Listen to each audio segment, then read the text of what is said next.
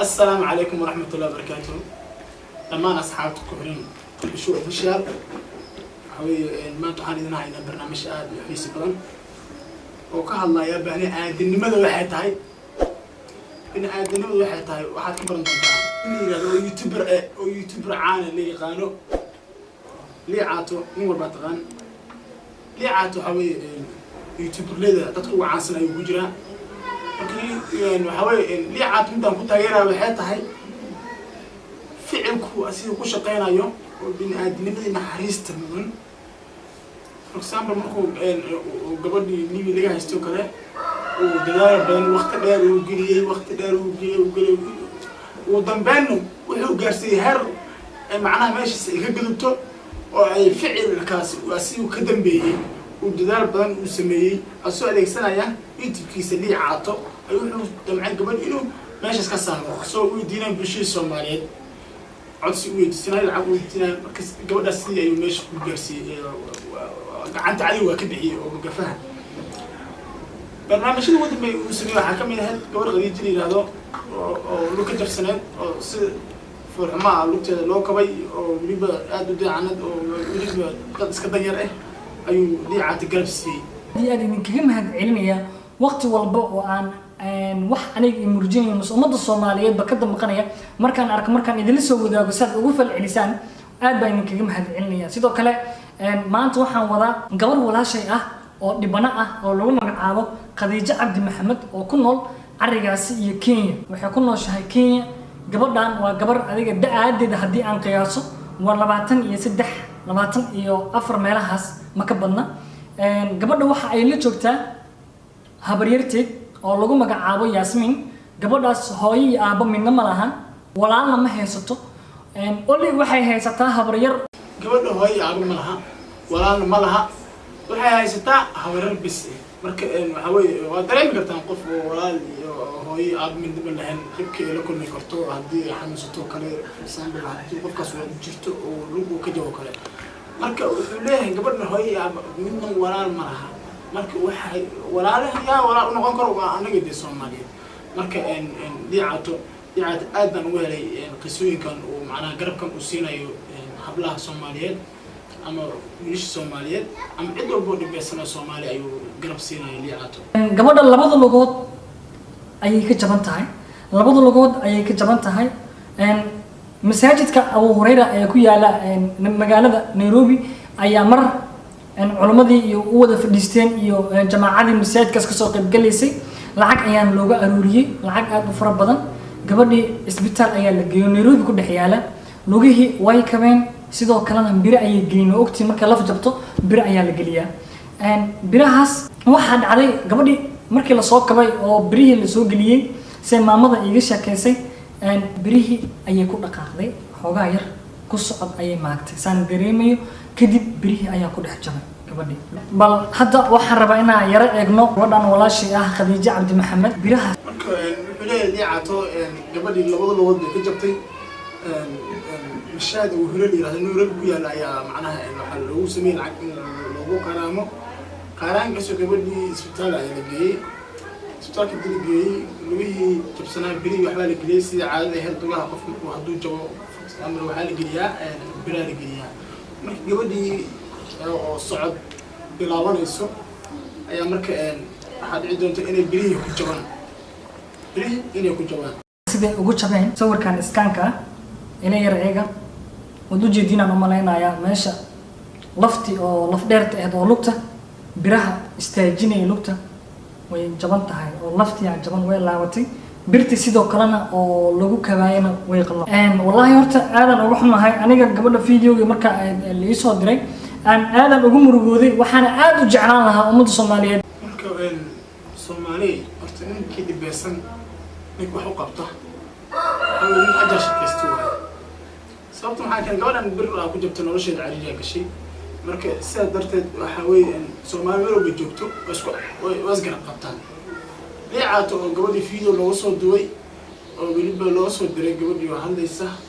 oo walaalihii Soomaaliyeed oo codsi baan ugu wada waa inay caawisan waa kulli waad arki doontaa dal iyo dibad meel walba ay joogaan in gabadha lambarkeeda meesha ayuu ku qoran yahay weliba fariin cod ah ayay idiin soo reebtan oo muuqaalkeedana wadata waxaan jeclahay inaad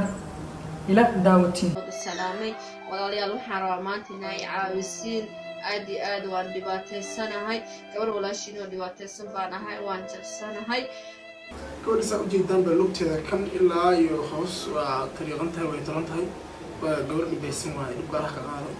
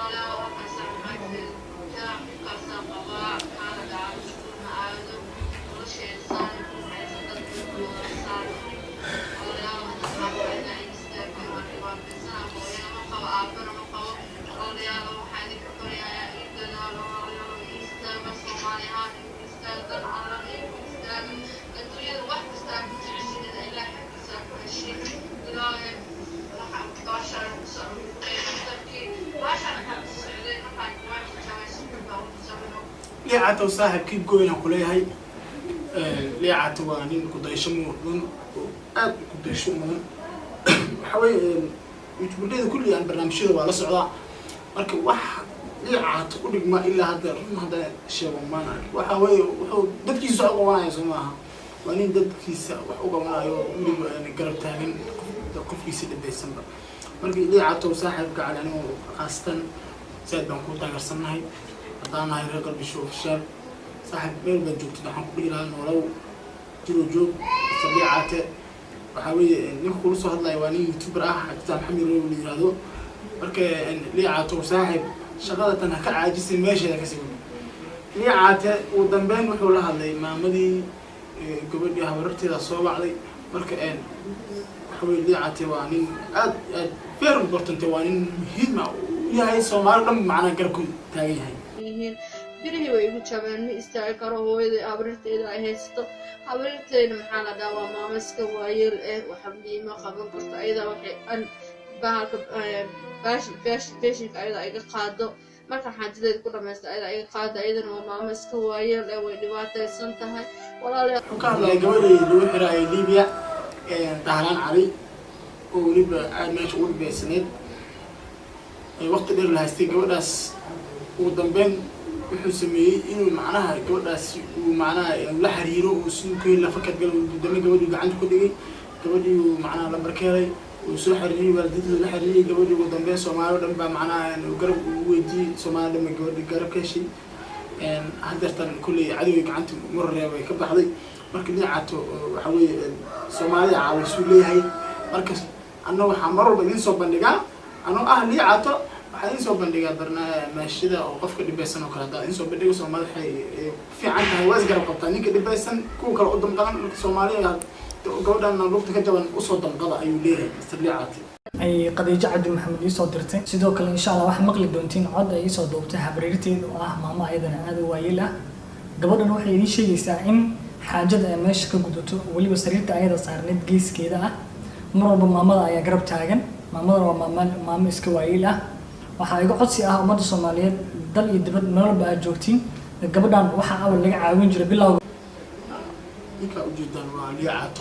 Liicato oo muujinaya waliba dareen qeyr leh oo macnaha qeyrada xataa Liicato markuu gabadhan ka hadlayo waxa aad fiidiyo daawanayso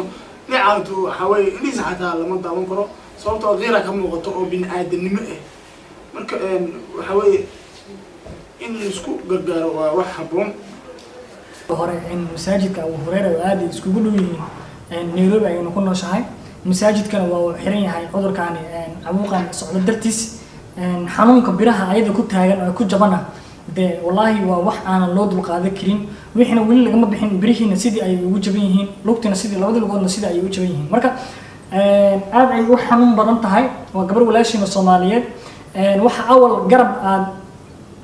garab buuxda aasaysan oo mustaqbalkeedii ifiseen gabar lagu magacaabo Dahran Cali oo 4 sano iyo ku dhawaad 3 sano ku dhawaad ku xirneed arigaasi iyo Liibiya oo ma sha Allah ayada adduunyada ka rajo dhigtay aad rajo iyo iftiin kale aad usii furteen alla ka sokow idinka ayaan idinkaga mahadcelinayaa midaas haddana waxaan rajaynayaa dal iyo dibad meel walba aad joogtiin gabadhan walaashay ah ee Khadiija Cabdi Maxamed ee labadaas lugood ka jaban labada lugoodna waa meesha ugu muhiimsan aadmiga uu ka socdo liicato la hadlaysa gabadha habarteeda soo korsatay ciyaaldan ma qabo iidan ku soo korsaday leedahay koodheeda hali caawiyo Soomaali codsi iyo weydiiso sababtoo waa liicato waa nin caan ah oo YouTuber ah waxaa loo socon wax kalmaha waxaa loo geeyay liicato in nin danqada binaadinimada wuxuu dheeruye marka aan liicato waxaan dhiilaaba waa nin insaan ah oo weli aad u naxariis badan marka waxaan dhiilahaa dadka liicataas ka nabaan Soomaaliya hasraacdan dhiilahaa sababtoo ah waxa weeye in badan oo Soomaaliya anigu waa qurbaha soo arkay Soomaali way iscaawisaa been maaha taas Soomaali qofka dibudhahay Soomaali dhan waa isku tutaan way soo boqdaan way iscaawisaa Soomaali marka liicato waa nin aad ku daysho mudan liicato waxa weeye aad baa u dayarsanaa aan ahaanteeda markaan ka hadlo waa liicato waa ninka rabo inaan liicato kale inaan noqdo aan doonayo duulaaha kana haddii noqoto in aad suuli ku aadi lahayd everything wax walba waa ku sameyn lahaydba labada lugood aad ayay muhiim u yihiin hadda saan dareemayna labada lugood gabadha kama go'na oo ma ahan qof curiyaan ah waa laga gaari karaa waa haddii lagu dadaalo idinkana aad maanta aad diyaar u noqotiin gabadhan walaashayna Khadiija Cabdi Maxamed in aad mustaqbalkeeda iyadana aad iftiimisiin oo aad tustiin kaliya in aysan hooyo aabo aysan weyni aysan ka maqnayn oo hooyo aabo ummadda Soomaaliyeed dhan ay u tahay sida waxaan aad iyo aad ula hadlayaa ganacsatada ku nool reer Nairobi culimada ku nool reer Nairobi dhalinyarta da'da ku nool reer Nairobi waxaan leeyahay gabadhan walaashay lambarkeeda meesha ayuu ku qoran yahay qofkii damiir leh damiirna xay qofkii leh liicato saaxiibka cali aad baan ku salaamayaa shaqada meesha ka sii wado nin walba Soomaali ah qof walba ama dumar ahaado wiil ahaado ama ciyaar ahaado qof walba Soomaali dhibeysan waxa weeye meeshaas hawshan ka sii wada caawi umadaana weeye waxaa lagu bartay inaad caawiso ummadda Soomaaliyeed meel bay joogaan qof walba dhibeysan marka barnaamijkeena maanta inta ayaa ku soo koobaynaa barnaamijka maanta waxa uu hadeynay liicato waxa uu loo hadlo wax kalmaha liicato waa maxay siis bana waa qof insaan iska baro waa qof insaan weliba naxariis leh YouTube qof ugu naxariista badan weeye marka daawato fiidiyoolkiisa adaaba dareemi karo waa qof naxariis badan marka liicato aad baan u salaamayaa barnaamijkeena maanta qalbisho official dana halkan uu noogu yahay assalaamu calaykum waraxmatullaahi